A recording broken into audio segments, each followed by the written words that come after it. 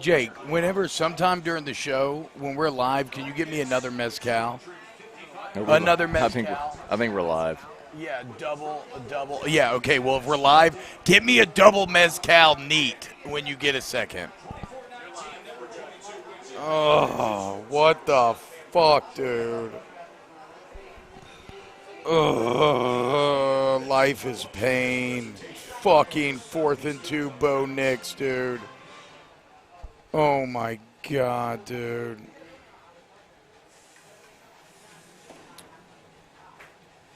What's up, everybody? Good evening. All right, we're live on YouTube. There we are. Make sure we're live on Facebook. There we are, live on Facebook as well. Okay, everybody. Good evening. Whiskey and Wine. LSU loses to Auburn 24-19. First loss for LSU in Baton Rouge against Auburn since 1999. We're here at Don Juan Cigar Bar. Thanks for being with us. Y'all do us a solid. You know the drill. On Facebook, like and share, like the page, share the post, like and share. YouTube, smash that like button. Just give us a second here, guys, so we can get this thing shared out, and we're going to get rolling here. So, well, fuck it, man. As is customary, let's do our goddamn toast just to start. This blows dick. You're right, dude. We can't sacrifice tradition in the face of sadness. All right, so cheers. This sucks boys. dick, everybody. I know it does, but give us a toast. You know the drill. Raise your glass. Toast with us here. To a hell of a run, man. 20 years. Cheers. 20 years. 22 years since LSU lost in Tiger State and Auburn. Hell of a run. Cheers. All right. All right, we're at Don Juan Cigar Bar in Town Center. I need something that burns even more after that bullshit, dude. We're going to get into all of it. Of course, we're brought to you by Don Juan Cigar Bar, and also thanks to both Michelli Weighing and Measurement and Geaux Flow IV Spa, which is shout out Geaux Flow IV. If you're trying to get ready for that Saints game tomorrow, go hit up Geaux Flow tomorrow. Go get yourself an IV, because chances are that a lot of us are deep in our cups tonight. What the fuck? All right, let me get this thing shared if you want to start with some thoughts. I just shared it. Okay. My thoughts are ultimately this is a game defined by missed opportunity, right? And this is a game, Matt, where I think that I think it highlights the margins of college football, right? Because if you win this game, then we can hand wave away the missed opportunities in the red zone. You can hand wave away a drop pass here, a penalty here. You can hand wave away an utterly inexcusable amount of wasted timeouts. But, like, at the end of the day, the result is all that matters. Like, it is all that I say this all the time, right? We all grow up with this idea of our life. That life is a meritocracy, right? And if you work hard, that shit will work out for you. That is not always true. But in football, it is true. Like, in football, it is a meritocracy. If you win, you're fucking golden, okay? And the bottom line tonight is LSU did not, and therefore everything changes. I mean, everything hinges on these moments, and it's just the reality of the situation. Don't bitch about being fair, unfair. Doesn't matter how close you were or you weren't. All that matters is the final result. And unfortunately tonight, an accumulation. So earlier in the game, when Max scrambled on 4th and 17, LSU kicks the field goal. He got like 10 yards, make it an easier field goal, right? I was like, okay, that was a small win. If you stack enough of those over the course of the night, you win the game. The problem is Auburn did that. LSU did not. Like, Auburn kept stacking these small wins here or there, a stop here, a pass breakup there, a big third down conversion here, and LSU just could not keep pace at the end of the day. And it's for a multitude of reasons. I mean, Auburn's treating you like Mississippi State. They were fucking rushing 3 and dropping 8 in the second half, and you could not run the ball. Like, there was a play in the fourth quarter where Auburn rushed 2. There was a series where 2 motherfuckers. On one of those 3 and outs. It was either the 3 and out. Auburn Tigers rushed 2 motherfuckers against LSU. The thing is, it wasn't even one play. It was 2 plays on that same drive. They rushed 2 and dropped 9 into coverage. Drop 9 into like, coverage. all right, man. I don't know how you do. Like, you watched the same game I did. All right. Yeah. LSU got outgained by nearly 100 yards. Yeah. Max Johnson started Wait. Should we light our cigars? Yeah, fuck yeah. Look, here's your torch right here. Sorry, but you continue while I'm lighting. Max Johnson started 7 of 7. I don't have it in front of me, but he was 7 of 7, about 140 yards to start the game. He finished the game 26 of 46 for 325. Like, I, for the life of me, cannot understand how the LSU fucking Tigers cannot get a fucking yard running the ball. Well, No, hold on. I'm gonna talk for a second. I don't understand how the fuck Auburn scores on the second play of the fourth quarter to go up 19-17. I'm sorry, to pull within 19-17. Yeah. You're winning by 2 in the fourth quarter, and you did not run the ball. You had 1, 2, 3, 4 fucking possessions in the fourth quarter, and you ran the ball one time, and that was the Ty Davis-Price run on the final drive on second down. Not one time could you hand the ball to a running back and try to get positive yards and milk the clock. This is Jake Peetz as a bullshit play caller. This is Ed Ogeron for his inability to hire anybody with a fucking clue or evaluate talent. The inability to develop talent. To waste coming off a kickoff and you waste a timeout. Now you're down in the fourth quarter. They kick off to you, and coming out of the fucking kickoff, you have to burn a timeout because you can't run a play. What the fuck is this? It's a goddamn joke, man. I mean, pussyfooting around with this bullshit, man. You know me, dude. I would love to get on fucking here. Lighter. Give me the fucking lighter. And I gave it to Jake. I would love to. Oh, thank you, Jake. There's my mezcal. I would love to get on here and offer some optimistic fucking sunshine, man. It's bullshit. View of those times. No, it's inexcusable. The timeouts are inexcusable. As far as the inability to run the ball, to me, the root of all evil there, while absolutely, I do think that play calling deserves blame because they were rushing 3, right? But to me, I mean, it's weird, right? Because it kind of speaks to college football. It is a failure that ultimately resides on the recruiting trail. I mean, you don't have a lineman. Like, you don't have a lineman. You and I sat in these fucking chairs, and we watched in the second half them hand the ball to Corey Kiner and him get hit a yard behind the line of scrimmage and still gain 4 yards. That's in it. Yeah, I don't understand that, dude. I don't understand. Hand the ball to the kid and run clock. I don't understand that. Hand the ball to the kid and run clock. You're winning in the fourth quarter. Like, LSU, I will count this for you. LSU in the fourth quarter, this is their offensive plays.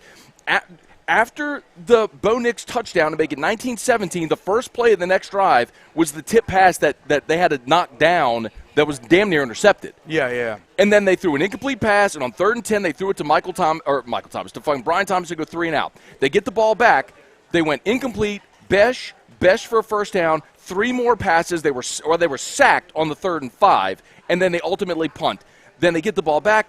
Thomas, incomplete on 3rd down. 4th and 2 was the snap infraction, so they punt. That gives Auburn the ball for the game-winning drive. They get it back. That's the fucking timeout coming out of the kickoff. Incomplete, complete to Trey Palmer. 3rd and 3, complete to Smith, which was a great catch by Smith. Better throw by Max Johnson. Incomplete, finally a run by Ty Davis-Price. The 3rd and 6 to Butte where they reviewed it because he bobbled it. Then 4th and 6 was the interception. You ran the ball one fucking time in the fourth quarter. And you had the lead until there was 3 minutes and 11 seconds in the ball game. You know what? You had the lead until you didn't. They had the lead the entire fucking night. And you knew in the first half when they missed those haymaker opportunities, right?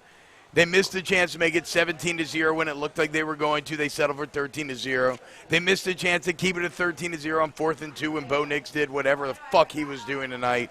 And when you missed those haymakers, you knew it was going to be a battle. But I still, in my heart, in my gut, I believed that this team was going to rise to the occasion, and that would have. I thought they would have that moment, that pivotal, pull it out against all odds moment, and they just didn't.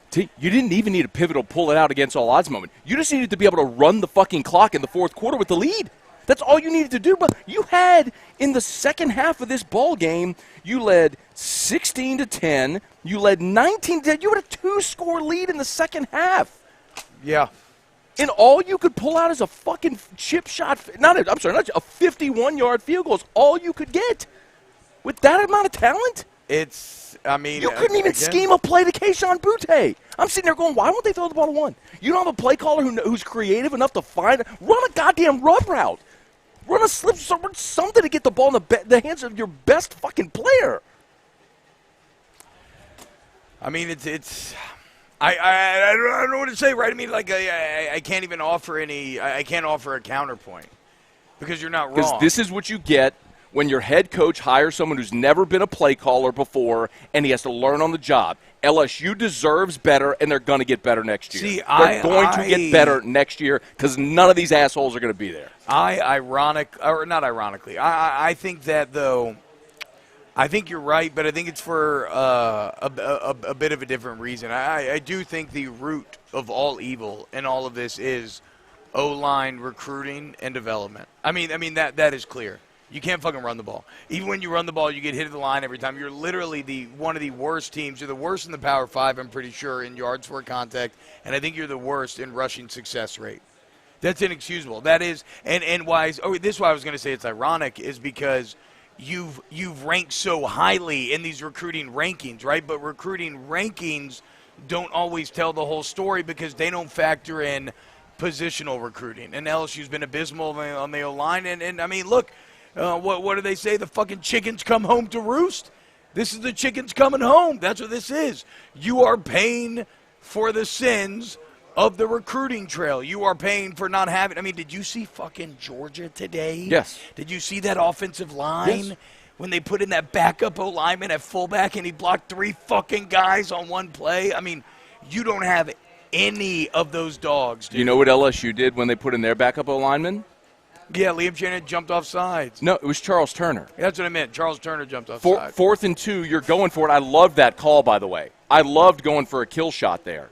And the backup you put in as a jumbo offensive tackle jumps off sides. Now it's 4th and 7, so you're kicking a 22-yard field goal. The crazy part is he jumped early.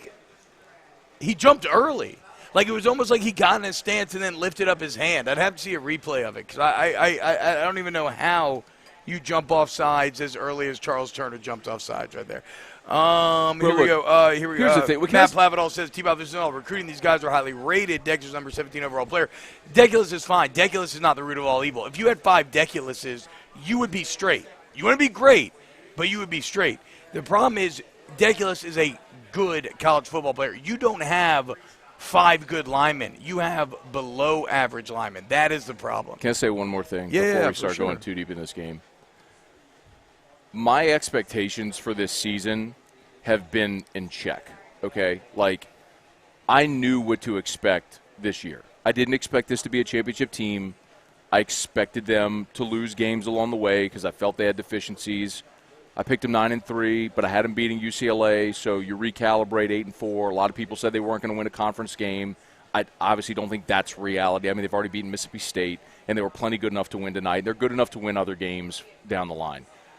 What is really tough for me to stomach is how you lost this game against a team that is a measuring stick for you in your division. Like, Auburn is they're not the Mississippi schools or Arkansas. I mean, it's Alabama, LSU, Auburn, Texas A&M, in whatever order, that are the schools that have resources and that win consistently. Like, you lost on your home field to this team that you are on par with or better than that team. And there's no excuse to how you lost this game tonight. That's the really that's the difficult thing to stomach tonight. Like, it's not that I thought this was going to be a championship team and they blew it tonight. Like, that's not where my frustration lies. I mean, in 2007 when LSU lost to Arkansas in triple overtime, that was the most devastating thing because that was, you thought you blew a chance at the national championship. Yeah. Like, this isn't that. The frustration here is you just lost a game that you shouldn't have lost. Like, you pissed it away. You pissed it away. Like, you had chances early on to pace yourself and to to put this team away early. And you blew those opportunities, and then you gagged it away late with inexcusable game management on both sides of the ball. So it felt like one of those games, and these are always the most miserable games, but it felt like you were trying to hold water or sand in your hands. You know what I'm saying? And it's just slowly leaking through. But you're like, maybe I can hold on till the timer runs out. It just slow, and then no, you couldn't. It just. You, like you said, on both sides of the ball, you got too passive, and you kind of got in your own head. And, like, what was up with the look to the sideline shit tonight? I mean, the offensive operation was horrible Do tonight. you realize that LSU used its last timeout in the first half at about the 9-minute mark of the second quarter? 9 minutes. That's what I'm saying, in a tight game. And then, like you said, coming out of a kickoff of the fourth quarter, they use another timeout. That is fucking wild. And for the first time this season, Matt, one thing I've been giving LSU a lot of credit for coming into this game is that you saw it was bad at the beginning, but you saw a clear upward trajectory, right? Today is the first day where you took a clear step back, and so much of that, like, I got to hear what the explanation is behind the idea to go back to as much check to the sideline stuff as they did tonight, because tempo was gone. It just went complete, but it's like it reverted back to the shit that it was before, and it's like, I mean, why even do that? Call the fucking play and stick with it. I just. And to your point, if you are trying to keep your job right now, you had to win this game. You had to win this game. And you know what sucks is that if you're this LSU coaching staff, honestly, if you look at the rest of the West, opportunity was open. Right? A&M loses. Like Arkansas got killed. Yeah, you had a fucking chance to climb. You go and beat Ole Miss Auburn. gets blasted. Dude, you go and beat Auburn, you're back in the top 25. Everybody's talking about the improvement you made. You're not the same team that lost to UCLA. That's why I opened the show talking about these are the margins. Because, like, these are the margins that your destiny is decided by and how history will judge you. And this team just fucking fell completely short. And I don't fucking, for the life of me, understand why when they're rushing 3 and dropping 8, you're not just trying to run Corey Kiner. I mean, what does he need to show you? First guy that tries to tackle him every time is getting broken. I mean, the Kiner stiff arm's been one of the most successful pieces of the entire season. I mean, the only fucking human being on the planet who feels worse in the LSU locker room right now is Urban Meyer. That's the only fucking person, dude. That was good. By the way, I know everybody's pissed, but by the way, Urban Meyer may be red hat guy. I don't know. I mean, dude, Urban Meyer may be red hat guy. I mean, he got caught in the same situation as our guy, red hat guy on Whiskey and Wine from a few weeks back. Herb, what are you doing? I know you own the restaurant, but you're not fucking taking cell phones at the gate. Jimmy, I'm sorry. You say I'm dropping excessive amount of F-bombs, dude. I'm in my fucking feelings right now, Hey, dude. Jimmy, shut the fuck up. I'm in my feelings. I love you, Jimmy McGoo, but I'm in my feelings right now, man. It's what this show is, Jimmy, okay? I just don't. It's dudes at a bar drinking, smoking a cigar, and talking like dudes at a bar that are drinking and smoking a cigar. I understand that there are people that don't like the vulgarity. I've been fucking chiefing these little cigarillos, stressed out of my mind like a that's crackhead all like, night. You have been chain smoking these little dude, I'm stressed. Those little Black and Milds, what the fuck have you been smoking for the last 2 hours? They're nicer Black and Milds. They're like these little cigarillos. They're delicious. Have you seen them? They're delicious. These things. Look. He's been chain smoking these the Davidoff mini cigarillos. They're delicious. They're great. That's not the point. Bruh. That's not the point. The point is I was fucking stressed, and I was trying to calm down, and I'm going to need a Geaux Flow IV tomorrow, so go to Geaux Flow IV and go get an IV if you need to feel good, because this fucking sucks. All right. I mean, look, it's fucking missed opportunities. All right, someone just asked, is it true that O has a $21 million buyout? No, I can tell you I know this definitively because after the UCLA game, the people that needed to know that answer got that answer. His buyout is 17. For the entire staff, it's around 20. So, and suffice to say that I like this. Jay Russ says, talk about next week versus Kentucky. They'll rush 1 and drop 11. He means 10. Yeah, if I was Kentucky, I would just if I was Kentucky, I would rush that nose and I would drop everybody else, because that nose from Kentucky is going to give you some trouble next week. By the way, we have like 2,000 people in here. Everybody Like the stream, even if you're pissed off. 2,000 to 200 likes, not enough. We need more. 2,000 on YouTube? 2,000 on YouTube right now. Oh, I'm looking at like 807. Hell yeah, bro. No. We're at 2,000 right awesome. now. We just need to. I think that's that's a record. Okay, so look, 1960. Thank you, dude. Thanks to everybody who's watching on YouTube. Please smash the like button. Like, that's the one thing you can do for us. We'll hang out here for as long as they let us. You know what? Smash the like okay. button. So if we're getting to this. So all my I'm taking my game notes live, right? And it's always weird because you're wondering like, are they going to hold up after the game? You know what the most disappointing part is that for the third game in a row, you came out fucking locked in. Defense shuts him down. Yeah. Offense, you know, Max Johnson had 120 yards on the first drive. I know. Thanks to penalties and the negative snap. He somehow outdid it last week there, whenever it was when they had the 107-yard touchdown drive. He had 120 yards on the first. You looked so fucking good out the gate. Death Valley's rocking. But then we talk about small victories, right? Auburn started to stop you in the red zone. They started to accumulate these small victories. And think about this, like, you better be fucking happy that you had Cade York. Because, like, if you didn't have Cade York, you'd been dead in the water. He's the only reason why you had a fucking chance. Leandro Lewis says, I got 5 on the buyout. All right. Yeah, hell yeah. I mean, I don't know if that's going to do it, but that's fine. There we go. Max does not look like son of former QB. Look, again, the lack of a running game is making it very hard on Max. And look at the end of the game. Max hit the 3rd and 6. If Keishawn Butte catches that ball, who knows what happens, right? I mean, like, I get it that Max fell off hard, but that was Derek Mason and his defense adjusting. You know, a lot of times it's kind of funny, but a lot of football guys will clown halftime adjustments because they do maybe get a bit overblown in kind of analysis and media. But tonight, Auburn's halftime adjustments, it's basically coming out and saying, look, we're going to treat LSU like they're Mississippi State. It paid huge dividends. It paid huge dividends for Auburn. Do you want to go through the game? Yeah, we can. I mean, is it even worth going? Do y'all give a shit if we go through the game? Wesley Simpson, what's up, y'all? It's kind of funny, right? Like Luke O'Brien. It's fun to go through the game when you win and you're reliving all the highs because, like, there should be stuff that we're celebrating. Like, you got it to 3rd and manageable a lot of times early on tonight. It was going well. You threw the deep ball after the horrible snap, a beautiful deep ball, right? That's why you keep trying and you drop it in the bucket. It all felt so good, and then it just all fucking slowly but surely fell apart. What the fuck is up with Bo Nix on 4th and 2?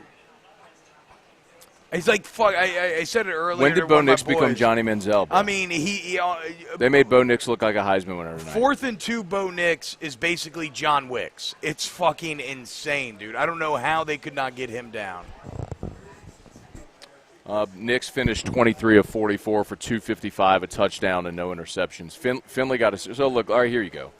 It's funny that we talked so much about Nix, Finley, how it would go, and it went. Yeah, I mean, it just didn't even matter. Hindsight's obvious. Nix's legs were the difference. Like, you start Bo Nix because he can fucking run. The one series that Finley was in, you saw how ineffective he was because he could not run.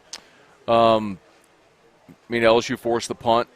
They allowed, major greased up deaf guy vibes from Bo Nix. Piersley's right. You ever seen Family Guy, the greased up deaf guy? Grease him up. He can't catch me. You grease him up. He's so hard to tackle. He's so greasy. That was fucking Bo Nix. Big TFL by Cordell Flott in the first drive. See, that's the problem, is that there's shit that we just celebrate. Like, Damone Clark literally had the play that I've always wanted to see him make his entire career, where he stepped up, he set the edge, he attacked the O-lineman, he extended, he got a TFL. I was like, oh, my God, it's all happening. And it didn't matter in the end, dude. I mean, LSU's first offensive play, Keishawn Butte goes 55 yards. First offensive snap. Well, it's because they were bringing it early on. Auburn was like, we're going to get after Max shots. We're going to make him uncomfortable. And you know what's funny? Max proved now that if you attack him, he can make you pay. But when they started rushing 3 and dropping 8, and LSU had no fucking ability to run the ball, that was the Achilles heel. I mean, everybody who's yelling about running the ball, I know that I told people to cease and desist earlier because you just can't run the ball, and it fucking is what it is. But at the end of the day, that very glaring Achilles heel, I mean, right? Think about the story of Achilles. That's why they call it that. It's a literal glaring weakness.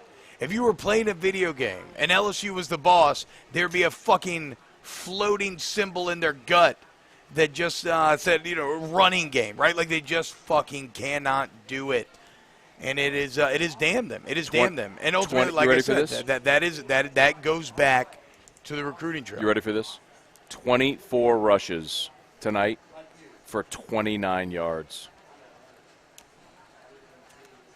And the problem is there. I mean, so the sack adjusted yards, by the way, are 48. The problem is, like, I don't think they can get better.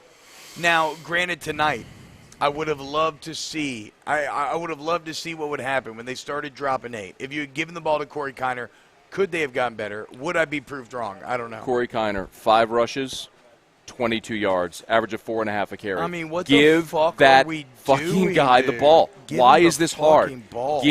Everyone sees it. Everyone knows it. And maybe it's we're not there every day. Maybe it's he struggles in pass protection. Maybe he doesn't know all the offense. I don't give a shit. There's no point. Yeah, have the handful of plays that he can do, and you put him on the field. The excuse doesn't fly. It just doesn't. Like, I remember back in the day when people used to have the conversation about, like, why didn't Keelan Williams play more? Well, the reason was because Keelan would fumble in practice, and Les just didn't allow it. So that's why, and that's why you just didn't see him more, was that very reason. But it's like, at this point, I don't give a shit. Like, you are literally the worst rushing. After tonight, you will be the worst rushing offense in college football. You are 123rd coming in, and you ran 24 times for 29 yards. Without seeing what the rest of the college football did tonight, I'm pretty confident to say, after this, you're going to be the worst rushing offense in college football. Put the kid in that averaged 4.5 yards a carry on a night when nobody else ran the ball. And Armani Goodwin got the start, by the way. He was the first running back on the field for LSU, oddly enough, and he did nothing. On LSU's first drive, you overcame the hold from Anthony Bradford. You wasted a timeout on 2nd and 11, and then you ran the slant to Butte, and he got the first down. You wasted a timeout on your first offensive possession because your clock management blows. I mean, Ed Orgeron's got George Munoz standing right next to him the whole game. Does everybody else see this? Like, as much college football as you watch, does any other head coach in the world have a lackey standing right next to him to tell him what to do and how to manage the game? Well, hold on. But that's the thing, though, is that George Munoz is telling him to call those timeouts because it's not actually on – that's on the offensive operation. I understand. The play wasn't getting there in time. I'm saying that's on Pete. Like, George Munoz can't, like – Munoz has to make the call. Like, I'm not blaming Munoz. Okay, yeah. I'm not blaming Munoz. I just want to be clear that Munoz is making the call like, hey – we can't fucking get a delay a game here. Like, we have to call timeout. I understand why you had to call the timeout so you don't get the delay. But I want to make sure that's clear to the audience. What I'm saying is that's on fucking Pete's and the offensive operation. Like, and you saw Max Johnson. He's yelling. He's like, give me the fucking play. No. And look, I love the aggressiveness of going for it on 4th down, but if you're going to go for it, fucking have a play ready to go. Why are the personnel packages getting signaled in with 15 seconds left? Like, did you see when Harsin went for it on 4th down, did you see how decisive it was? And in the past, when LSU has been great on 4th down, which admittedly coming into this game they were good, but like in the Burrow year, right? Like when they went for it on 4th, they were at the line immediately. They already knew. Insminger had no hesitation. It was 4th down, we're going for it, let's fucking roll. This time, every time on 4th down, I mean, maybe you take a timeout. Like even the Shanahan, wasn't the Shanahan false start out of a timeout? I feel like it was. Infraction? Yeah, I feel like that was out of a timeout because you signaled in a personnel package late. The play clock ran down. You called timeout, and then Shanahan came in, and you got the false start. It was after the Besh overthrow. He had Besh open on the left side, and Max overthrew him. But then there was not a timeout in between. I didn't write. I'm not saying there wasn't. I didn't write it down. There might have been. Well, maybe look it up. I could be remembering wrong. I feel like they called timeout and then out of timeout, fucking Charles Turner fucked up. But oh no, wait, Charles Turner was in the first half. Yeah, that's what I'm talking about. Oh, I'm talking about I thought you meant the snap infraction at the end of the game. No. What I'm talking about Charles Turner's false start. The point that I'm making is there's an indecisiveness on 4th down. If you're gonna fucking go for it, you have to have your 5 4th and 2 plays or whatever it is that you fucking love, and you have to call them immediately. Because remember, one of the big pieces of drama was that they took Keishon Butte off on that 4th and 2. Or the 4th and 1. Keishon Butte wasn't even on the field when he was completely dominating the game. When he had in a fucking stranglehold. God damn it, now I'm seeing this replay of this beautiful Keishon Butte touchdown. It means nothing because 4th and Knicks. No, there was no timeout before there, T. Third and 4 was the pass to Butte. It was 4th and 1, and you had the penalty before the false start on Turner. There was no timeout there. Well, either way, then that penalty is a function of bad offensive operation because it got so late in the play clock before you got the it was late in the play personnel clock. package out there. The point is, if you're gonna go, it was late in the play clock. It was late in the play clock. If you're gonna go for it on 4th down, you gotta have that call dialed up and ready to go. Fuck, man. Do you realize how many breaks you got in this game too? Like, I mean, Anders Carlson missed a 51-yarder. Like, on that same drive, they threw the 3rd and 2 to the tight end that he just dropped. You know the one that hit him in the belly, the 35, whatever that kid was? The ball in the flat that hit him in the belly? Did they get that 4th and 2, though? No. I mean, I'm sorry. matter. They did convert there. Yeah, and then 3rd and 7 was where Flott had the pass breakup where he damn near intercepted it. And then they attempted the 51-yarder that was no good. Yeah. That, you blocked a field goal. I mean, Auburn had other scoring opportunities in the game. Like, it could have been even more one-sided. I feel like the breaks, though, I feel like the breaks went both ways. Both teams had breaks. You had even breaks. There's no, this is no bad luck loss. Bro, Auburn beasted you had a 4th and 1. You were going for it. You hard counted them. They jumped off sides. Gave you a first down. That was your It was drive. The best thing that Liam Shanahan did all night was making sure that everyone knew there was contact. I mean, Finley went in the game. First play of that drive, Neil Farrell had the 15-yard face mask, and then on 1st down, Finley throws the pass, it goes for 35 yards. The fucking idiot offensive lineman comes and cracks in, costs him 15 yards. Otherwise, they're already in field goal range right there. I think one of the how different might the game have been there? They gotten points. I think but that was also the drive where they got the cheap face mask. That's for what I said. 15. Yeah. Yes, that evens out. That's what I'm saying. That and then the personal foul that evens out. You hit on an actual blind squirrel and all that. You hit on a good point where I can't remember exactly when you it was. said on Moscona and T that I know more about football than you. When you had 3rd and 2, and they were rushing 3 and dropping 8, and you knew you were in a 4-down situation. I am shocked that you did not try to run that ball on 3rd and 2. And I was standing right here because my back hurt. I was standing, and I said, run the ball. Yeah, if you're going for it on 4th down, run the ball. Run the ball. Run the fucking ball. Run a draw. Run a quarterback draw. How about the beautiful the pull? The pull by Max Johnson. That was Burrow-esque. Like, we saw them. Like, this is the first time we saw it all, and they slipped on the play. That sucked. But, like, you can't tell me you can't find a way to creatively scheme something to gain 2 fucking yards and run 3 more minutes of clock. You win the game. Whatever, bro. This ain't going to be our problem much longer, man. Joe Delmonico, do we have any tuba players who could play guard? I don't know. Maybe, dude. You need Jonathan Burris. We need a dango line. Matthew Oleman. Ogeron can take a permanent vacation. I'll be able to afford that to his buyout. Thomas Mott, when his basketball season start. Have a Marjwani. At least we have Velveeta cheese or something. 49-yard. Shout out to everyone who signed the cheese contract. You maybe have a chance of winning a can of Rotel now, which I'm happy for you, but. Do you want me to go through it? Like, Bradford started at left tackle. We did see Cam Look, Wire tonight. I don't know, man. I've never done one of these after this disappointing of a loss where it was like. I have. Well, that's what I'm saying. But it's one of those weird things where it's like. Just read comments. Just everything. Let's just see what they want to talk about. Everything balanced on a fucking knife's edge. The entire narrative, your entire fucking destiny and history, balanced on a knife's edge, and you fell short. All right, let's just read your comments. Hey, if you're on Facebook, do us a favor, like and share. If you're on YouTube, please smash the like button. If you haven't, if you're on mobile, hit the thumbs X out of the live chat, hit the thumbs up. We appreciate it. That just helps us tremendously. Big thanks to Don Juan Cigar Bar for hosting us. I know it's late. We appreciate them for staying here to let us stay late.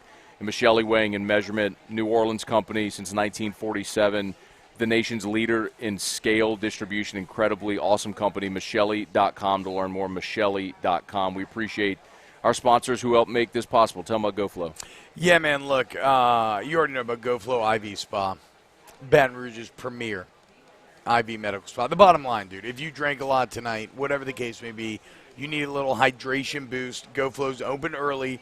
You can go in. You can even get a subscription package, right, where you get monthly treatment, the basic hydration infusion, 50% off any vitamin upgrades. They got the immune booster, the morning after, which a lot of us may be in need for, or the athlete. Yeah. Geaux Flow IV Spa. Huge shout out to Geaux Flow for the sweet shirt and for sponsoring tonight. Look, Saints game's at noon tomorrow. So if you're getting fucked up tonight, go to Geaux Flow. Go to GeauxFlowIV.com. They'll help you get ready for noon tomorrow.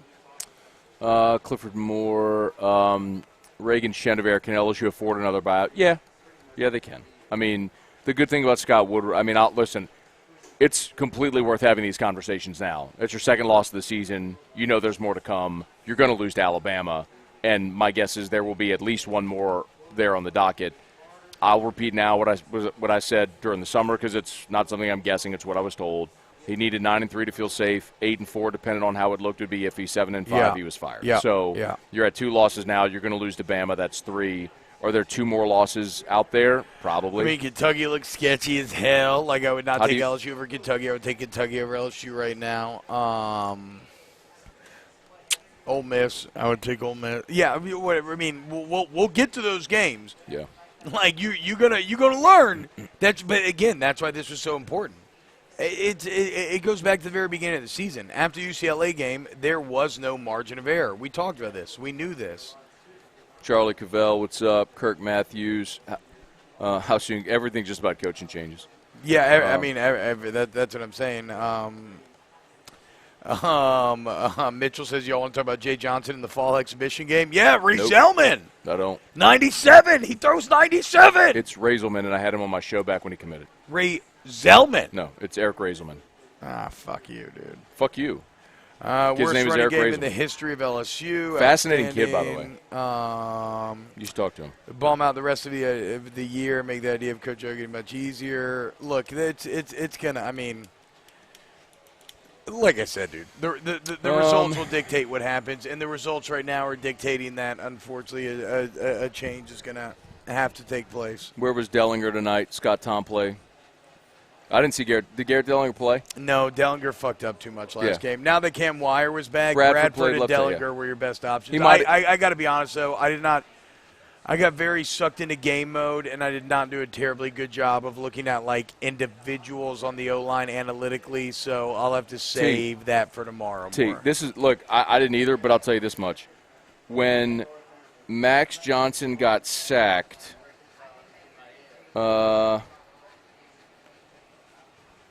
in the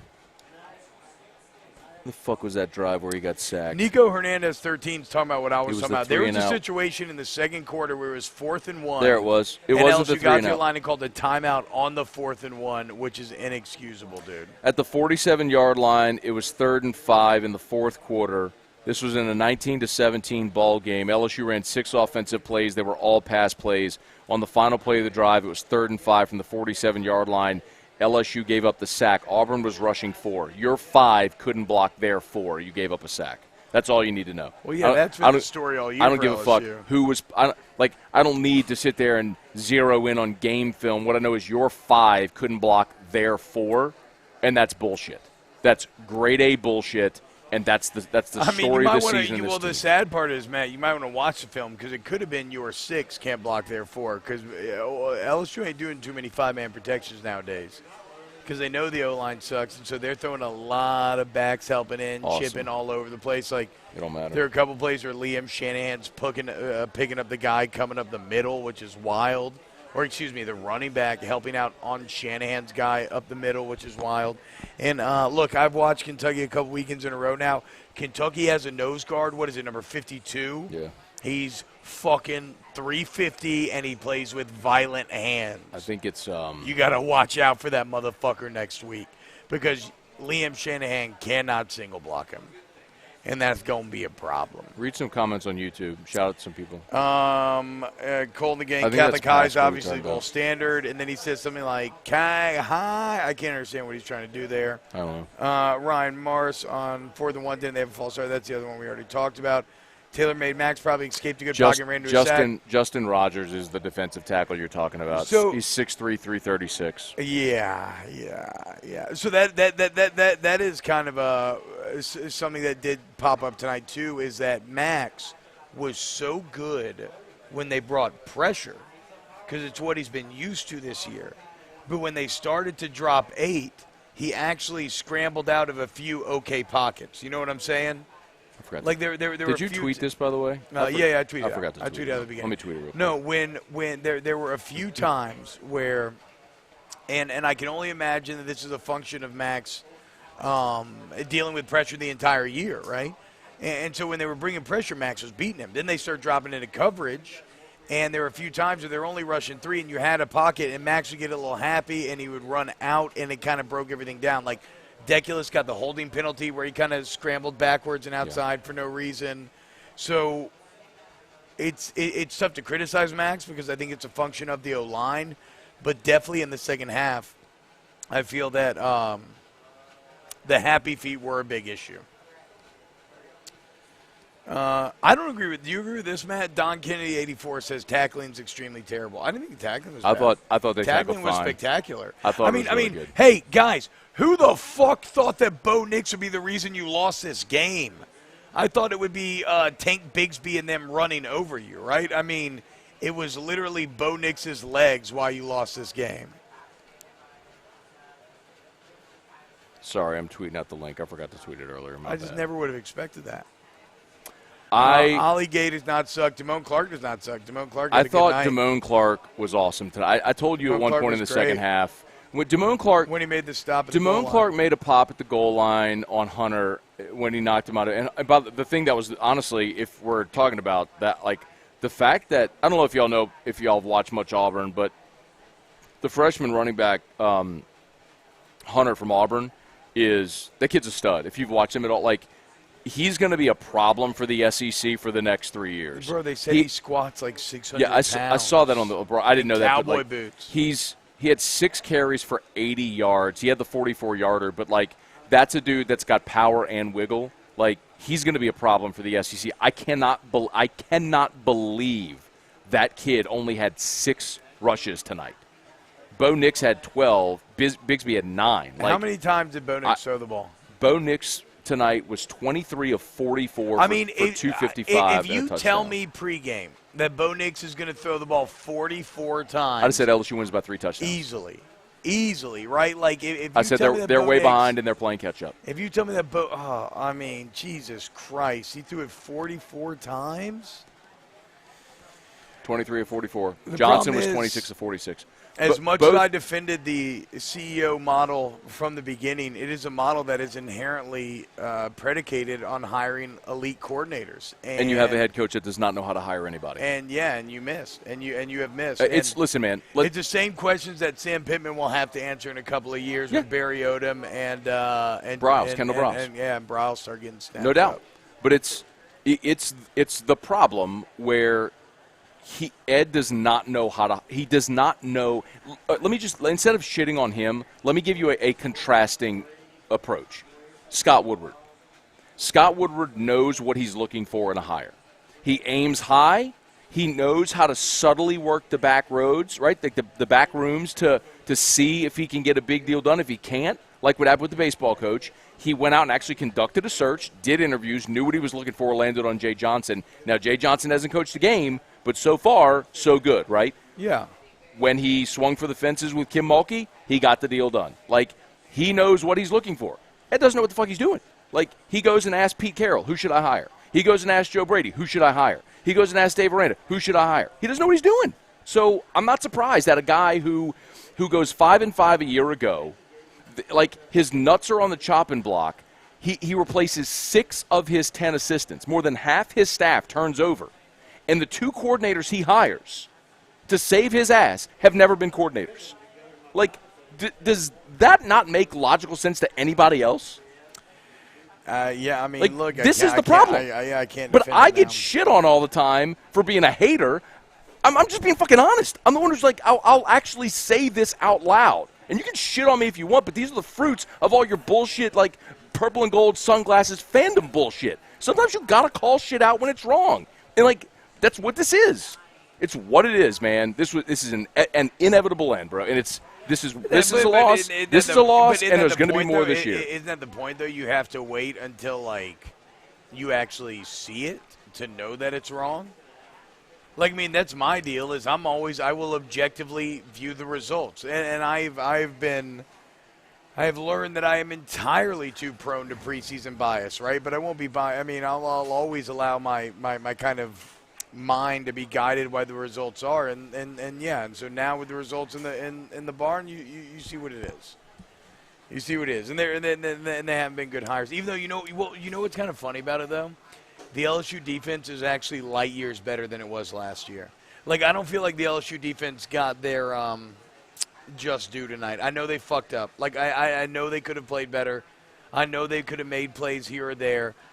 But when I'm watching pre-snap motions and I'm watching them communicate and I'm watching them and I'm seeing them all on the same page and guys are fucking tackling, guys are playing hard, like the defense was – this is not on the defense in my opinion. I agree. I agree. I thought the defense from game one to now, their improvement has been impressive. Yes. Cordell Flott from getting rid of Bill Bush and letting Corey Raymond run the secondary, like it should have never been taken away from Corey Raymond because the progress a guy like Cordell Flott's made this year to where he is a legit stud. T-Bob, I legit look at Cordell Flott right now and I go, he may be an early entry to the draft. He plays the rest of the year the way he's played the first 5 games. Like, he may go pro. Like, he may be, as a junior, an early entry to the draft, and I wouldn't blame him for doing it. 6'2", long, covering the way he is, physical in the running game, good tackler in the open field, covering the slot. Like, I mean, he's been all, like, there has been marked improvement. The play, we started talking about Hunter, but that was because of the play Damone Clark made. Damone Clark's biggest weakness has been his inability to be a run stopper between the tackles. We know in a game like State, he can run sideline to sideline. Yeah. He's super athletic. That Mississippi State game was made for him. But a game like tonight, when he played as well as he did, but that's the most disappointing part is that you finally saw out of Damone Clark what I've been calling for 2 years now. But think about the defense. When it was 19-17, they fucking did their job. The offense went 3 and out, 2 times in a row, or they maybe had one first down there, but it doesn't matter. The offense was completely ineffective, and the defense 2 or 3 times in a row gave him the ball back, no problem, and the offense couldn't do anything with it. This is what we started with tonight. Whenever I crushed Jake Peets, because when Bo Nix scored on the second play of the fourth quarter, you got the ball and you went 3 and out. All 3 were passing attempts. Your defense forces a 3 and out. You get the ball back. 6 plays, all pass attempts. You punt again. You get another. Your defense gets another 3 and out. Offense gets the ball back. 1, 2, 3 passes. Yep. Then the snap infraction, and you punt. Like, that's what I'm saying. Like your defense gave you the opportunity in the fourth quarter to win. Like, I don't put this on the defense for finally cracking late in the game. Like, they did their job. Your offense couldn't run the fucking clock out with a lead. I agree. Let's get to the super chat because people are donating. Yeah, do that for sure. Thank you for the super chats, everybody. Smoke Break says, at this point, Napier or bust. Rebuild UL. Louisiana loves it. Rebuilt UL. Louisiana loves him. Gets the NCAA off of our back. No shot. Chris Fry says, okay, well, explain that. I mean, LSU's not hiring the fucking coach from the University of Louisiana at Lafayette. It'll never fucking happen. Okay. Scott Woodward is going to hire someone who is this is the point I made 5 fucking years ago. When you're LSU, you do not need to take a chance. You have won 3 national titles since the year 2003. Each of your last 3 coaches have won a national championship. You do not need to take a chance on someone who is unproven. Billy Napier might be a great coach, but he's never won at the Power 5 level. You can go get a proven Power 5 coach. It's not to say that anything is a slam dunk, that anything will 100% work, but you minimize risk because you're LSU and you can afford afford to minimize risk. You don't have to go take a shot to swing for the fence with some guy from a group of 5 school. You can go hire from Power 5 programs that would ache to come to a place like LSU where you'll make $8 million a year and you're the only Power 5 in your state, in a talent-rich state, in the SEC with all the advantages, the facilities, the resources. You don't have to go hire the coach from ULL. And Scott Woodward will not hire the coach from ULL. He will hire a proven Power 5 head coach. Mark my fucking word. Where's the torch? Yeah, because he's not that Joe Oliva, who's a chicken shit AD. Whose most Joe Oliva. I'm not dominant claim Joe is the Duke lacrosse scandal and sexual assault lawsuits at LSU. Congratulations. I know. I'm not here to defend Joe Oliva, but a key point. He's a coward. But a key point of your entire point just now was that all 3 coaches won national championships, right? And so 5 years ago, that was 2 coaches. Okay, now it is 3. Yeah, even the doofus that Joe Oliva hired. Okay, well, I mean, you can say whatever the fuck you say, but he fucking won natty, dude. And the quarterback issue at LSU is complete fix. So like, there's been strides, but strides. I mean, what the fuck are you talking about, Matt? If a hire results in a natty, it was a good hire. Doesn't mean it has to last forever, but it was a good fucking hire. The point is that now you have that base. You got to look. The last 3 guys won natties. If you need to go get another guy when this season's said and done, yes, you asked me about Napier. I gave person. you the answer why it's not going to be Napier. I know, but all I'm saying is one of your key points was the 3 coaches thing, and that is that was the Oliva hire. But whatever. The point is. It's kind of funny, right? Because if you're looking at Woodward, and whatever, these are conversations we have to have, right? If you're looking at Woodward targets, Urban Meyer would have been one of the targets, right? A proven college football winner with national championships. I mean, I don't think he is now, but, like, he would have been before. I'll give you the 2 names that I've been told. Lane Kiffin, Bill O'Brien. Those are the 2 names I've been told. Bill O'Brien makes a lot of sense. Bill O'Brien was a successful head coach at Penn State after Joe Paterno's disaster. He just wasn't a good fit for the NFL game. I think he's a better fit in the college game. He's Alabama's OC right now. He was kind of a good fit for the NFL game. He just sucked as a GM. But the players hated him too because you understand the nature. Like you can't be a dick face. It's the same. It's the Saban issue. Jeb Whitley says, Nat and T-Bob super chat again. Do we get Kiffin? I know today wasn't pretty, but LSU gives him so much more to work with. Talking about Kiffin, I guess. But by the way, so a lot of people have laughed at me for my Ole Miss pick. Okay, fuck it. I mean, it sucked. I took my shot. I'm the one who has been sold on Ole Miss all throughout the summer. I wasn't going to be a pussy today and not pick them to beat Alabama. I thought they could. I'll tell you what was most disappointing about that game is, and this is a knock on Lane Kiffin, put his defense in terrible situations. It is interesting, though. It is interesting, right? Because out of the 2, we saw 2 instances today, fourth down aggression for Lane Kiffin, even though the situations were shockingly similar to Harsin and Auburn for Lane Kiffin. They miss those opportunities, they lose the game. Bo Nix on 4th down and Harsin, they came through on those opportunities, and they won the game, right? So, I mean, that's kind of the analytic devil. It's like Kiffin said. He knows people are going to come at him, but it is what it is. Here's the difference. I don't mind calculated aggression. On Ole Miss's first drive, they go down the field. They've got 4th and goal from the 2. I would have liked for them to get points. I could also understand. They needed to go for that. Totally understand. You need 7s, not 3s. Yes. I get that. But he went for it on his own 47 and gave Bama a short field, and then went for it in a 2-score game. It was 14-0 in the second quarter. He went for it from his own 25. No, that's when he was arguing. He was on tilt. He was on tilt at those that point. amount to turnovers, and you can't give Bama a short field, and that's when it was over. Okay, but was Harsin not? I mean, Harsin wasn't tilted. But think about Harsin's 4th down before the end of the half, right? Where if they don't get that, LSU gets the ball at midfield, and then now, granted, they have no timeouts because they fucking wasted them all, so that's a factor in the decision. But, like, LSU feasibly has a chance to add on 3 more there with Cade York, but they went for it and it worked out. I should mention, by the way. Hire Eric Musselman guy's back. I should mention. And he spent $5 to say, hire Eric Musselman. I should mention that we are here at Don Juan Cigar Bar. And we are all enjoying a wonderful McAuliffe Experiencia La Crema. How was my pronunciation? 8 out of 10. 8 out of 10. You want to give it a go? No, Jake's just sucking your dick. Let me see this thing. I did Spanish 3 years in high school. The Michelli Experiencia. No, I fucked it up. See? You always throw too much accent on it. That's your problem. You don't throw enough. That's your Michelli problem. Experiencia La Crema. Okay, yeah, that sounds like you took Spanish for a while. I'll Yeah, hand that to bitch. you. Shut up. I speak French. Bonjour. It is the Bienvenue. revelation Oh, yeah? of cigar excellence. In that it's like the sign of the devil, like 777, like the seven-headed dragon. Did you know that the Michelli Experiencia La Crema received a well-deserved, this cigar right here, a well-deserved 90-point rating? Wow. 90. Wow. It presents a magnificent blend of premium tobacco. It really does, doesn't it? Hints of Each puff, it shows a smooth, earthy, leathery quality. it tastes like shoes. Subtle touches of nuts and chocolatate.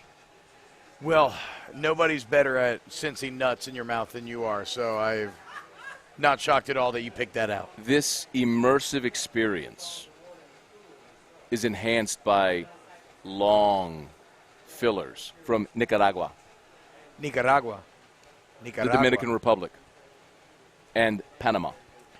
My aunt's Nicaraguan, so I should know. Not to brag. The Shout out to Tom Graney, gave $20 in the super chat. Somebody else I missed. the pleasing draw, not done. The pleasing draw and even burn leads to hints of cinnamon on the finish. Do you get the cinnamon on the finish?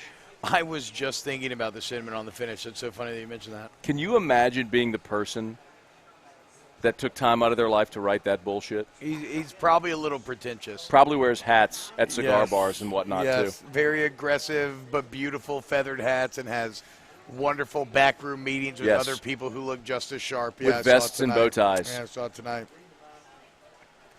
It hasn't aged in 20 years either. No. I bet the person that wrote that looks the exact same that they did 20 years ago.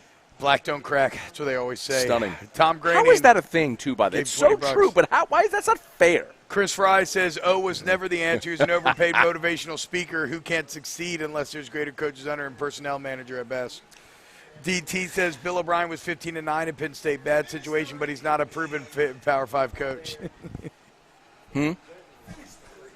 I did finish the read. It was a very unemphatic finish with the cinnamon, with the notes of cinnamon. finish. That's the end of the read. You did not punctuate that write-up, It tastes like sir. Christmas.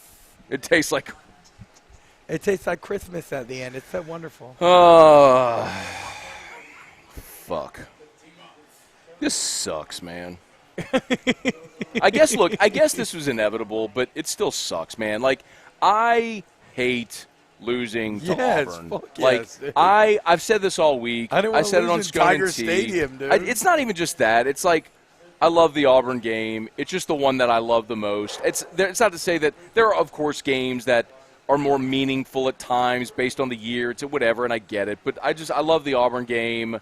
It always. I mean, look, last year was a shitty game, but like this game's more like 90% of the time. This game delivers. There's always great drama. The teams play this hard. delivered. It I was love. a Yeah, that's fucking awesome what I'm saying. game. That's what I'm saying. It delivered. Yeah. It always. That's why I love it. It always delivers. Even when you have like the two teams with the state they were in and everything, but it just.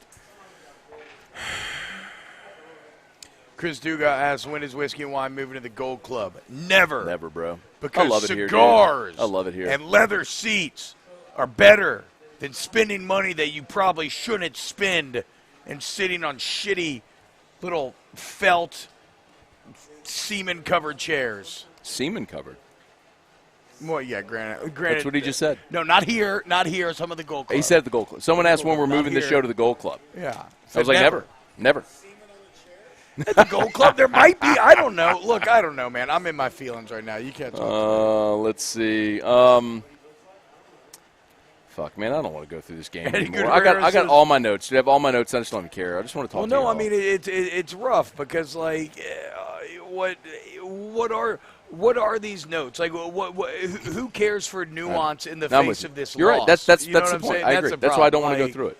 Like, we could talk about and we will, all next week. We will talk about all the little things that LSU did to lose this game. But, yeah, I mean, look, Who Dat Tiger kind of nails it. One game above 500 since Burrow and Brady, and that's just not going to get it done. You know what is some bullshit, though? Greg McElroy on the broadcast tonight, whenever they had Jake Peets on the screen in the press box, it was in the fourth quarter, and he was talking about how he was a disciple of Joe Brady or whatever, and he talked about how Joe Brady was a great play caller during 2019. Joe Brady was not the play caller in 2019. That narrative really pisses me off. I know. Like, Steve Ensminger called the plays in 2019. Joe Brady sat next to him. Joe Brady, on third down, could give Steve Ensminger a suggestion, and Ensminger could either use that play or call his own. That's how they functioned in 2019. Steve Ensminger called the offense. He was the play caller in 2019. Steve is just a unicorn in that he doesn't want credit. He does not give a shit about your adulation or credit. He just doesn't want it. And I respect that. But He's a good old boy. He is. He was just pumped to work at his alma mater, make more money than he ever made, and be part of a championship team. And I love that about him. And he's awesome. And Steve, by the way, has also, over the last month since UCLA, kind of quietly been working with Jake Peets as well to get this shit back on track. So I'll spill the beans with that a little bit, but that's because he loves his alma mater, and he'll help as much as they want him to. Mez Morsey Zors. You realize LSU averaged 35 a game last year? Yeah. As much as people would say, it's not the Joe Brady. Well, with freshman quarterbacks that they were having two freshman quarterbacks with Jamar Chase opting out, Terrace Marshall opting out, Eric Gilbert opting out, that shitty offensive line, two freshman quarterbacks, they still average, I think it was 34. Well, okay, look. If we're going to feel a little bit better, Texas A&M. Ooh, I got the cinnamon. Texas A&M. I got the cinnamon and the nuts. Texas A&M is, again, we know you have the nuts. I got the nuts. In your mouth. Big nuts. Okay, prove it. Let's flop them out. Let's see your nuts. What? I don't want to see a fucking centimeter of shaft. I just want to see your nuts. Let's go. Let's see. You said you got the big nuts. But if I see shaft, I'm going to be pissed. I just want to see straight shack. Do you realize? So there is no way that's happening on the 104.5 ESPN stream. Like a 0% chance that's happening on the stream. Where's Red Hat Guy? Do you realize the first time we ever did this, and Jordy and I were cursing, and then that Monday, Flynn was like, "Hey man, what? we got to put some kind of type of disclaimer on there."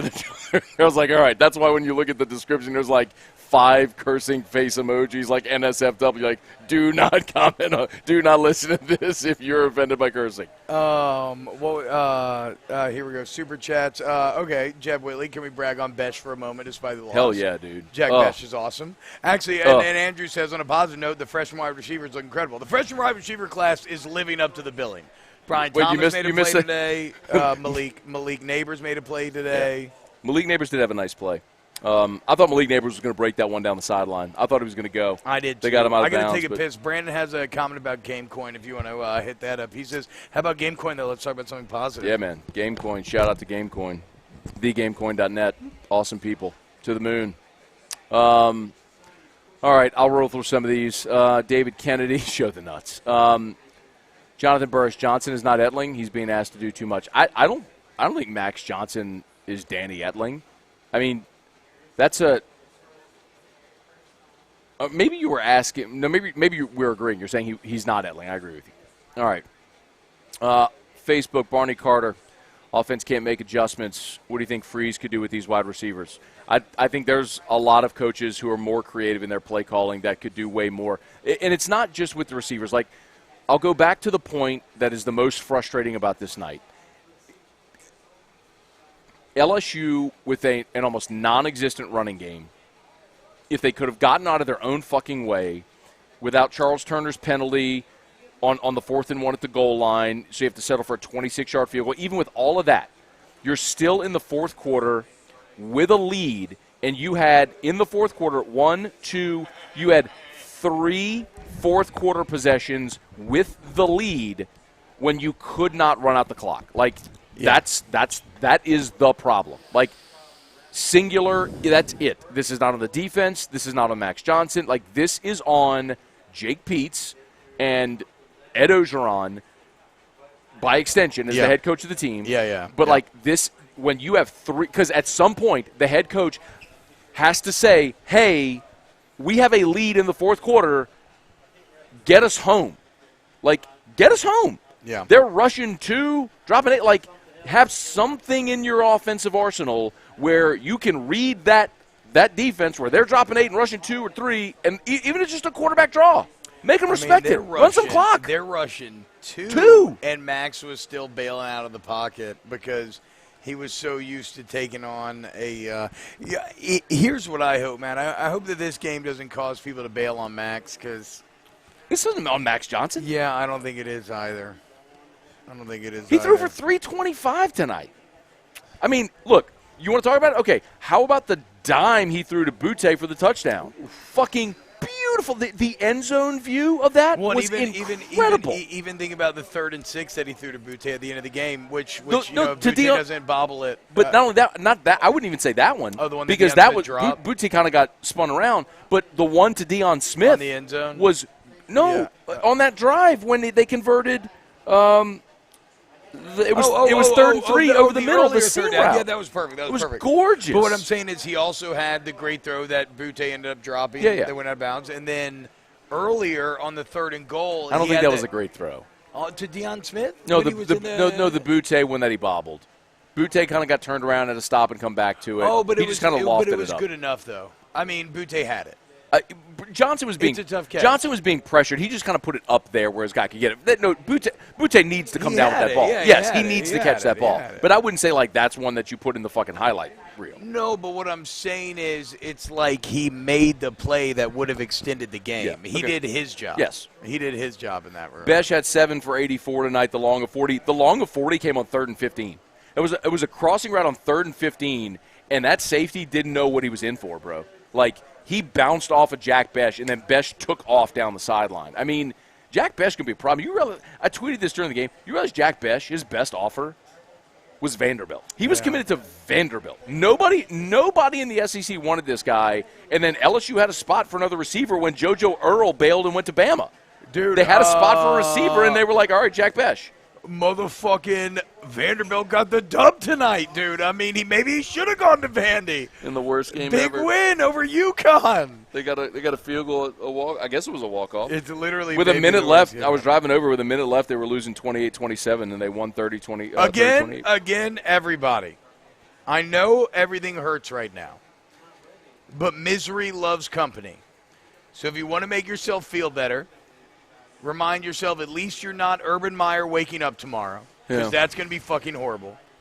And Texas A&M is 0-2 in the SEC with Alabama up next. Okay, I'm just putting that out there. Okay, I mean it doesn't make anything in our situation better, but at least there are other fucking shitty situations going on right now. How about the only happy people are fucking Alabama Classic and Georgia. Fucking Bama. Jesus Doug Christ. Thomas had put this in perspective. 2 first downs, you win the game. Yeah. Yep. And it's so disappointing because the defense actually played well and did their job, and you just couldn't do it. I mean, I cannot get over the offensive mechanics tonight. One more is like a compliment to the defense. Do you realize, like, the Houdini acts Bo Nix put on those 4th and 2s? Like, I don't put, like, the defense did its job. That guy just made incredible, absurd plays that people in Auburn are going to talk about forever.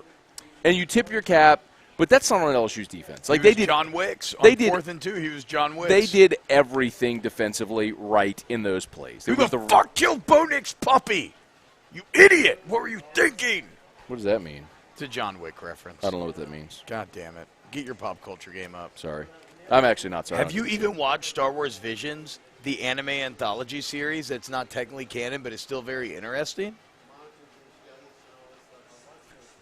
Jake gets it. Yeah, no, Jake's a nerd. Jake gets it. He loves Star Wars. You're Visions. fired. Oh, fuck. I'm sorry, Jake. I didn't mean to get you fired, dude. Shit! UCLA getting boat race, which means I'm about to lose my fucking parlay. Lance Bradford. Did any other linebackers play? I didn't see Bug Strong at any point. All I saw out there was Baskerville and Clark. Did you see Bug Strong? No, but Baskerville and Clark are your best linebackers. Yeah, they have committed to those two guys. Like, even though it is weird because last week they had a big rotation, but this week they did not. But it was also late in the game, and you were on the field for 88 plays. Like, it was one of those games where you kind of needed to rotate a little bit. Let me see. Sony Fanu played. He had a tackle, 53. How about it? He had 2 tackles. Making plays. 2 tackles. I'm scrolling real quick here to see. No, the other linebackers did not. Well, they're not. They didn't record a statistic, so they might have been in the game. I didn't see 19, and I didn't see 22. People are saying that Bug Strong played, so he must have just missed it. But they say Stronger's in within several series. This will reveal itself in film tomorrow. I mean, I didn't see John Trey Kirkland in there either. Why are we talking about this game again? Let's just talk about firing the coach and who they're going to hire next. That's what the whole next 2 months are going to be. We had 6 minutes. I mean, we have 15 minutes. We can't enjoy the fucking football. See, but isn't that kind of the problem? Did you see how empty it was in the fourth quarter in Tiger Stadium tonight? And I know it's time, I know it's traffic. And honestly, traffic is the fucking albatross around attendance neck. I agree. But at the same time, we have to relearn how to enjoy football for fucking football. Okay? It'll only happen when they start losing, and then you appreciate winning again. That's when it'll happen. But here's the thing about Tiger Stadium. All right, and it bears mentioning because in the fourth quarter, like a giant chunk of that stadium emptied. I want to be this is my stance always, and this barring something dramatic, this won't change. I will never, ever, ever, ever, ever, ever, never, ever will I ever tell someone what to do with their disposable income or their free time. If you want to buy tickets and wipe your ass with them and never show up, your prerogative. If you want to buy tickets, show up late, leave early, that is your prerogative. It is your money, it is your free time. You do with it what you want. I will never criticize someone because I would never want someone to tell me what to do with my disposable income or my free time. So I will never. No, I know you're not. I'm just saying what my point of view is. So I am not going to sit here and like criticize you unappreciative assholes. You left early. Like, but I will say this. This is my opinion of the problem LSU has, and it's a problem of geography. You have a fucking river right next to the stadium. You can't build more roads right there because there's a fucking river right there. So you keep expanding the stadium, and you cram more people onto campus into this area, and there are no large arteries to get out of Tiger Stadium. It's the campus on one side, it's the river on the other side. Like, there's no easy access to I-10. There's no easy access to any big, 6-lane highways to get the fuck out. Like, you can try contraflow, you can try all that one. Like, it's always going to suck. Traffic is going to suck. And if you have an 8 o'clock kickoff and people have the option of leaving at the end of the third quarter or staying the whole game and sitting in traffic for 2 or 3 hours, which is legitimate because I've done it before. Yeah, I've done it before too. It's horrible. Like, I've done the thing where when I'm covering games, I go to post-game, I'm back up in the locker room, on the field, post-game interviews, back up in the press box, packing up my shit, getting out of there. I'm leaving the stadium 90 minutes after the game is ended, and then I go to my car and I'm sitting in traffic for 2 hours. Like, that sucks. I get why people leave. Yeah, no. I get it. I do want to touch on this, though. The Golden Band 5 says, what part of football is T-Bob enjoying? I mean, look, let's be painfully clear. Tonight hurt by the end of the night. But if you don't think that it was enjoyable, then, I don't know, man. Like, I mean, I felt alive all night. I was alone in my house watching the first half before I head over here. You should have come over. And I like to watch I like to be alone sometimes, really lock in, right? But I wouldn't have been talking to you. I had a literal adrenaline rush sitting there alone before the game. I felt emotions, highs and lows. Like, I love that shit. That's why there's so much. That's what I'm enjoying. I enjoy the struggle. It's how you fucking define yourself. Like, it's how you figure out who you are. Yeah. So don't shy away from the struggle. Embrace it. It just fucking sucks that you came up short. You out? All right, Clay, holla, bro. Thank you, man. Thank you. Always. Thank you. The great Clay Young, everybody. The man.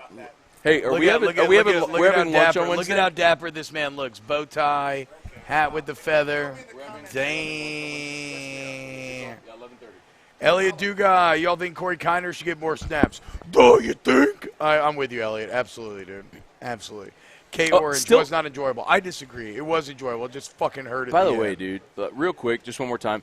1,800 people still hanging with us at 1 o'clock in the morning on YouTube. Love y'all all, for real. Thank you so much. Please smash the like button. And on Facebook, there are 447. So we're like 2,200 people still watching at 1 o'clock in the morning. So I got a respect and love. Thank you all for watching. Sincerely, I mean, it's like if y'all didn't watch, we wouldn't do this. And also the reason that y'all watch and hang out is why Don Juan has us here, why Michelli and Geaux Flow sponsor us, and that's why our company, because we have sponsors and we can make money, that's why our company allows us to do this. So sincerely, thank you all for watching. I know we're all just emotionally, it's an emotional bloodletting. I mean, it was getting loud in here, dude. You heard me. I was freaking out every third out. I was getting hyped. Nate Coles, T-Bob Vision's top 3 episodes, The Elder, Ninth Jedi, then The Village Bride. I would go 1, Village Bride, 2, The Elder, 3, The Duel. Who the fuck cares? Steven Walzak, UCLA's losing by 19 Arizona State. Hire Steve Spurrier. Somebody earlier in chat said Les Miles is still available. Ronnie. Sometimes to go forward, you got to go back. Ronnie said Kentucky's 5-0. It's going to be a tough game next week. You know who could run? Yeah, you're going to fucking lose probably. So, all right, here's the thing. All right, did you watch the Kentucky-Florida game? Yeah. So, Kentucky, offensively, I was surprised Will Levis did jack shit through the air. I think he threw for maybe 90 yards. I can look up the box score. It wasn't good. But I'll look up the box score. But Will Levis did nothing through the air. And Florida is a dynamic running game. They're not a dynamic passing game. Florida didn't get anything going on the ground. God damn it, but that's the weirdest part about tonight. How did fucking Bo Nix beat you through the air? I know that's not what we're talking about, but that's just – I don't know that he did beat you through the air. But it's an extension of his legs. But I'm saying he dropped back 40. Tank Bigsby didn't beat you. I know. The whole thing was force Bo Nix to beat you, and he would fuck up. How did Bo Nix not throw a pick? I would have thought for sure he would have thrown a pick. 10 minutes? All right. I would have thought for sure he would have thrown a pick, too. Shout out Craig Granger. Craig Granger, he's been holding down Talladega all night. Nice to see you here. Real quick, let me finish my thought on Kentucky because that's where LSU doing next week. But Kentucky's defense held Florida to 13 points, but that's Emory Jones throwing the football without a great bevy of wide receivers, which Florida usually has. They don't have this year. So it's a different kind of matchup next week. You should be able to throw the ball.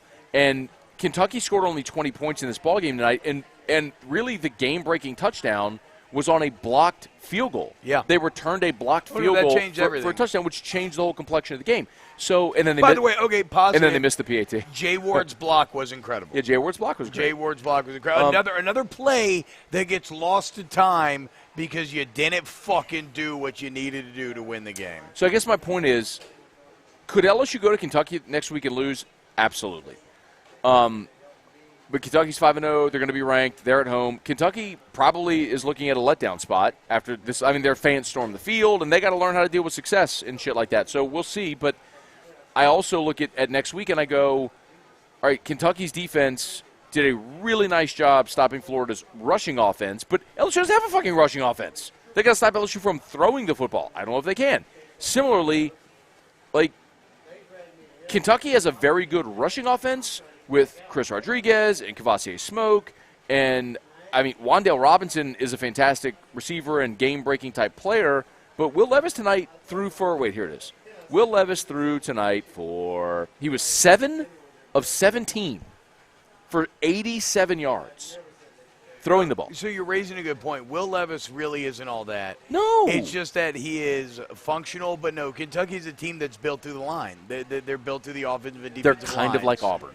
Yeah, they're very similar. Auburn's to Auburn. offensive line isn't that good. No, I know, but dude, I was watching Dare Rosenthal tonight. People lament losing Dare Rosenthal. Bro, he's if a you had turnstile. Dare Rosenthal, it would be better. It would be better. You would have been way more solid. Dare Rosenthal chain effect has been bad. Was a fucking matador tonight. Ole against Florida. Dare Rosenthal is not a great player. Is he a better option? Maybe, but it's not. It still wouldn't be a good option. We got another super chat. Kirk Taylor, LSU's a student that crams for the final the night before. LSU staff is cramming for the final they dicked around with. Terrible O-line recruiting. They can't. They can try hard, but they aren't passing the test. I mean, I do agree that the root of all evils is it's O-line recruiting development, honestly. Sean Patrick, super chat. Cheers from New Orleans. Can't wait for 7 more. Can't wait for 7 more, quote, who we going to hire shows. I know, right? I mean, these are the Jason Steve says Dave Wanstead needs work. Oh, my God, dude. Oh, my God. Yeah, Keegan Hayes gets it. Smash the like button. Thank you, Keegan Hayes. Again, the wasted timeouts tonight, that's on the offense. That is offensive mechanics, huddle mechanics. Get the fucking play call in. If you're going to go for it on 4th down, you have to have a call ready to go immediately. You have to have your fucking 4th down hitter plays. Like, this is when we're going to fucking get it done. You have to have it ready to go immediately. Why that took so long, I have no idea. Where's Red Hat Guy when you need him? He was at it's Urban Meyer. He just had a fake beard on the other week. He was in Jacksonville tonight.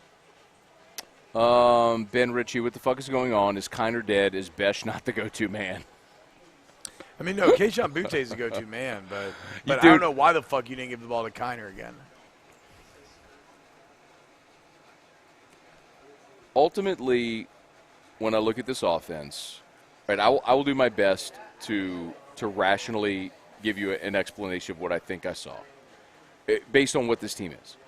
They are obviously a flawed team with a bad offensive line and literally the worst running game in the FBS. That's sad because that is actually like a factual We went through that because coming into tonight, LSU was 122nd in the country out of 122 out of 127 or 130 in a rushing offense. And after the performance tonight where they had 24 rushes for 29 yards, 29 yards rushing tonight, they will literally be the worst rushing offense in the FBS after this weekend. So, Ricky Nelson says, love the show, guys, watching in Iowa. Shout out, Ricky. Shout out, Ricky. Dude. Hey, by the way, the Hawkeyes look pretty fucking strong this weekend, bro.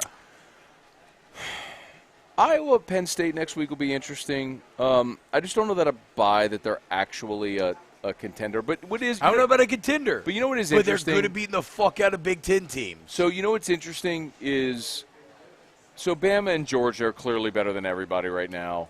I mean, Georgia's.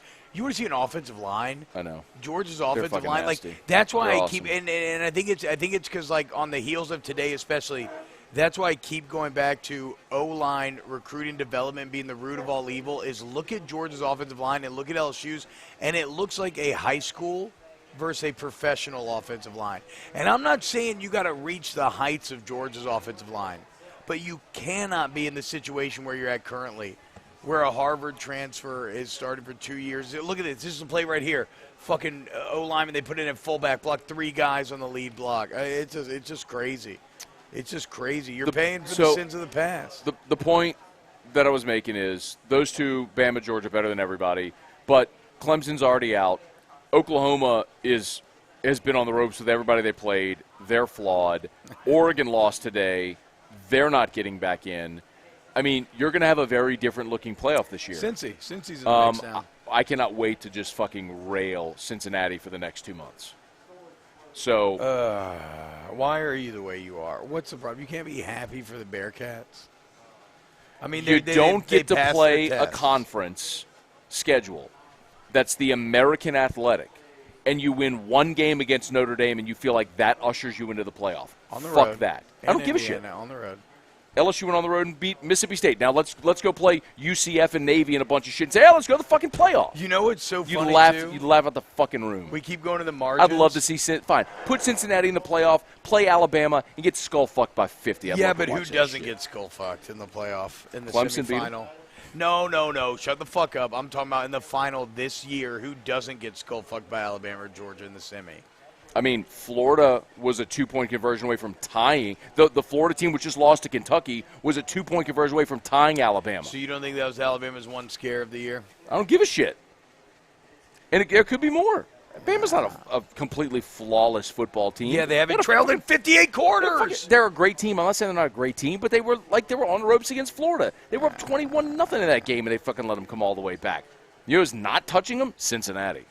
I think we're done. Yeah, who is touching them? That's a fucking point. Who is touching them? Who deserves the opportunity in the playoff? Not a team that plays an American Athletic Conference schedule. Kiss my ass. I don't know what this means. Gary says LSU football is screwing with a condom, a turkey meatball. No speed, no momentum, no violence. Doc out. I don't know what that means, Gary, but respect. Thank you for the super chat. All right, we got to go. Do you call your dick a turkey meatball? We got to go. Shout out to Don Juan Cigar Bar. Sincere thanks to Don Juan for hosting us. Michelli Weighing and Measurement. Geaux Flow IV Spa. Our sponsors are great. Please patronize them because they're the reason we get to do this. Hopefully hurry up. 50 more likes to get to 1,000. Keegan Hayes just pointed out, come on, 50 more likes. Do it, people, please. 50 likes on if YouTube. You're watching, smash the like. Smash the like. Smash the like. Dude, let's go. Can we end with one moral victory on this night of disappointment? Please, if you're watching, hit the like button. Let's go, Don't give us a fucking wrap up.